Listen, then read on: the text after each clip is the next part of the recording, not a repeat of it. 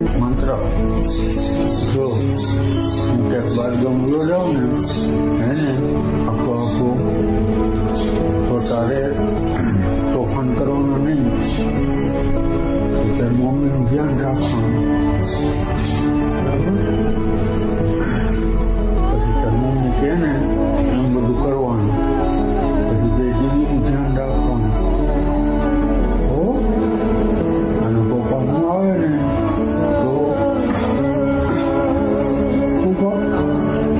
પપ્પા કરવાનું નહીં.